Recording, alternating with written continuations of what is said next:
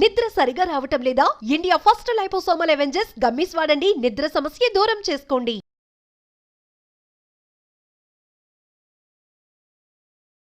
నమస్తే అలగిరి రవీంద్రనాథ్ గారు. నమస్తే అండి ఉష గారు. ఈ మధ్య కాలంలో లివ్ ఇన్ అనేది చాలా సర్వసాధారణం అయిపోయింది. ఎక్కడ చూసుకున్నా ఇవి చాలా ఎక్కువగా మనకు కనిపిస్తూ ఉన్నాయి. కాకపోతే కొంతమంది కొన్ని విషయాలలో లివ్ ఇన్లో ఉన్న ఆడపిల్లల్ని కనుక మనం చూస్తే కొన్ని సంవత్సరాల తర్వాత వాళ్ళ పరిస్థితి చూసినా, వాళ్ళ పెయిన్ చూసినా వర్ణనాతీతం చెప్పచ్చు. ఏ విధంగా అంటే లివ్ ఇన్ అనేది వెళ్ళిన తర్వాత దాని కాన్సిక్వెన్సెస్ ఈ విధంగా ఉంటాయి, లేతే ఈ చర్య చేయడం వల్ల మీకు వచ్చే నష్టాలు ఇవి అని ఏ విధంగా మనం చెప్పొచ్చు అంటాం? ఇటీవల మన లీగల్ ఫోరం సంబంధించి కొన్ని కేసెస్ రావడం జరిగింది. టీనేజ్ అమ్మాయిలు అప్పుడప్పుడే తమ లైఫ్లోకి అడుగుపెట్టబోతూ అదృష్టవశాత్తు క్యాంపస్ ఇంటర్వ్యూల పేరుతోటి డిస్ట్రిక్ట్స్లో ఉన్నటువంటి అమ్మాయిలు, ముఖ్యంగా వరంగల్, తెలంగాణ కావచ్చు, ఆంధ్ర ప్రాంతం కావచ్చు, క్యాంపస్ ఇంటర్వ్యూలతోటి కాస్త ఉద్యోగం కాస్త లభించింది అనే ఉద్దేశంతో సిటీకి, ముఖ్యంగా హైదరాబాద్ నగరానికి చాలామంది రావడం జరిగింది. ఇందులో భాగంగా హైదరాబాద్ వచ్చిన తర్వాత అమీర్పేట మొదలుకొని అమీర్పేట, ఎస్ఆర్ నగర్ నుంచి మాదాపూర్, గచ్చిబౌలి ప్రాంతం వరకు కొన్ని వందల వేల లేడీస్ హాస్టల్స్లో మగ్గైపోతున్నటువంటి కొంతమంది అమాయకుల జీవన గాథ, దీనగాథ నేను కొన్ని మీతో ముందుంచే ప్రయత్నం చేస్తాను ఉష గారు. తల్లిదండ్రులు చేయి పట్టుకొని అప్పటి వరకు ఉన్నటువంటి అమ్మాయిలు ఒక 20 ఏళ్ళు, 22 ఏళ్ళు ఆ వయసులో హైదరాబాద్కి బాట పట్టిన తర్వాత ఇక్కడ జరిగిన పరిచయాలు, ఒక అమ్మాయి అందంగా ఉంది, చూడముచ్చటగా ఉంది, ఇప్పుడిప్పుడే సిటీకి వచ్చిన కొత్తగా ఉన్నటువంటి సీతాకోక చిలుకల్లాగా హైదరాబాద్ రోడ్ల మీద తిరుగుతున్నప్పుడు ఎవడో ఒక పనికి మాలిన వెధవలు కొంతమంది ఆ అమ్మాయి వైపు చూస్తూ చొంగలు కార్చుకుంటూ ఆమె చేయి పట్టుకోవడానికి ప్రయత్నిస్తారు. ముందుగా ఈ ప్రేమ అన్నటువంటి ఒక మోహంతో అబ్బాయిలు ట్రాప్ చేస్తున్నారు. ఎగ్జాక్ట్లీ అది ప్రేమ కాదు, ఇంకొకటి కాదు, వెర్రి కాదు, వ్యామోహం కాదు. ఇది జస్ట్ ఒక ఇన్ఫాచ్యుయేషన్, ఒక ఆకర్షణ మాత్రమే అని తెలుసుకోలేనటువంటి ఒక బేలతనంలో ఉండిపోయి ఆ అమ్మాయిని ట్రాప్ చేస్తారు.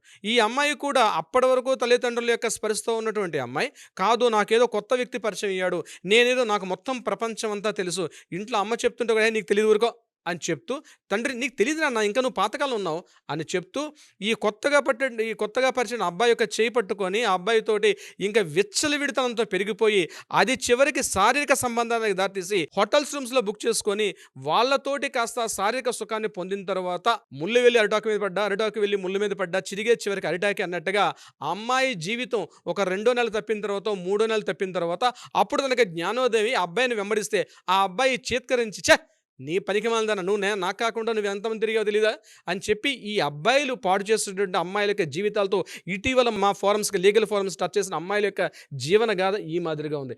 ఇక్కడ అమ్మాయిల ద్వారా అంటే అబ్బాయిల ద్వారా మోసపోయిన అమ్మాయిలు తప్ప, లేకపోతే తల్లిదండ్రుల మాట పెడచెవని పెట్టిన అమ్మాయిలు తప్ప, లేకపోతే మోసపోయిన అమ్మాయిది తప్ప, మోసం చేసిన అబ్బాయిది తప్ప, ఈ రెండు కాక సిటీ నగరానికి అమ్మాయి బాగా చదువుకుంటుంది, సంపాదించుకుంటుంది అని చెప్పి పంపించిన పేరెంట్స్ తప్ప, లేదా సమాజం తప్ప, మారుతున్నటువంటి వాతావరణ పరిస్థితుల్లో సామాజిక స్థితిగతులు తప్ప అన్నది ఎవరిని ఇందులో తప్పు చేసినప్పటికీ, ఎవరిని దీన్ని బలిపశుగా మార్చినప్పుడు కూడా చివరక తన ఉనికిని కోల్పోయి, తన జీవితాన్ని కోల్పోయి, తన సర్వస్వాన్ని కోల్పోయిన అమ్మాయి యొక్క జీవితం ప్రశ్నార్థకం అయిపోతుంది. చివరికి ఏడ్పులు, పెడబొబ్బలు, అయ్యో అది చేసావు ఇది చేసావు అన్నింటిని ఈసడింపులు, చీదరింపులు, చీత్కారాలు. చివరికి ఫలితం ఏందయ్యా అంటే అమ్మాయిలకు ఆత్మహత్య చేశారన్యం. చివరక మా జీవితంలో కామా కాదు, ఫుల్ స్టాపే మా జీవితం అని చెప్పి జీవితాన్ని ఎప్పటికప్పుడు మార్చేసుకున్నటువంటి అమ్మాయిల యొక్క దైనిక గాథ వింటుంటే ముఖ్యంగా ఉష గారు పరిస్థితులు ఇటు వెళ్ళబోతున్నాయి. అమ్మాయి చేసిన తప్ప ఎగ్జాక్ట్లీ ఈరోజు పేరెంట్స్ది కూడా ఈ విషయంలో తప్పు ఉంది.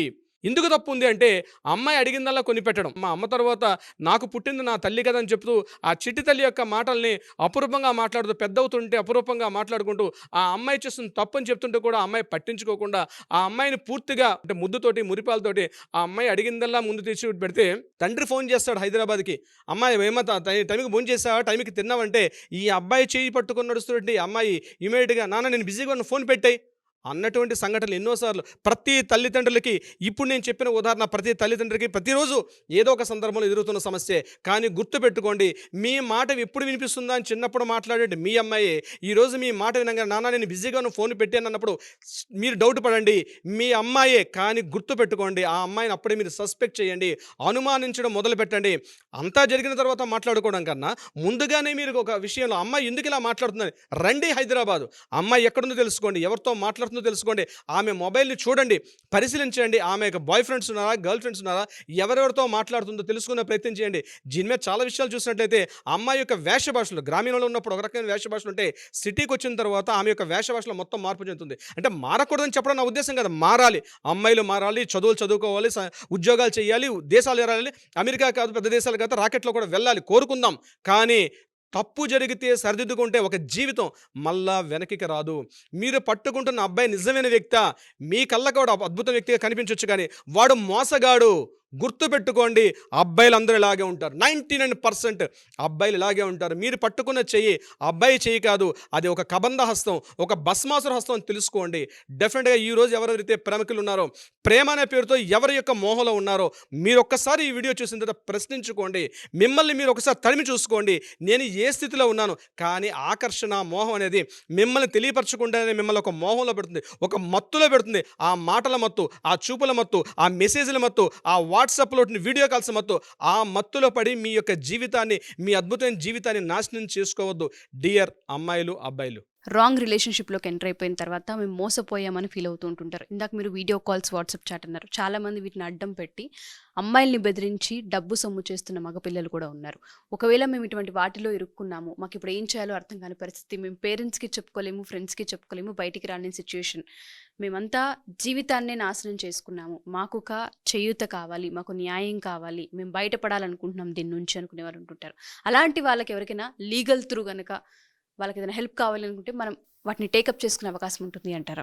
మీరు ఒక ప్రేమ అన్నటువంటి ఒక మోహంలో ఉన్న, లివ్ ఇన్ రిలేషన్స్లో ఉన్న, మిమ్మల్ని మీరు తెలుసుకునే ప్రయత్నం చేయడం చాలా కష్టం. పోనీ మీ స్నేహితులు చెప్పగలరా?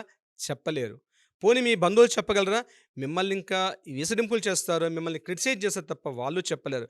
పేరెంట్స్ చెప్పగలరా? మీరు పేరెంట్స్ కూడా షేర్ చేసుకోవాలని ఎన్నో రకాలైన అనుభవాలు మీ దగ్గర ఉంటాయి. దయచేసి మిమ్మల్ని మీరు నాశనం చేసుకోకుండా, మిమ్మల్ని మీరు గిల్టీ ఫీల్ అవ్వకుండా, మిమ్మల్ని మీరు ఇన్ఫీరియారిటీ ఫీల్ అవ్వకుండా, ఆత్మన్యూనతాభావంతో బాధపడకుండా ఇమ్మీడియట్గా మీ చేతుల్లో ఉన్న ఫోన్ తీసుకోండి.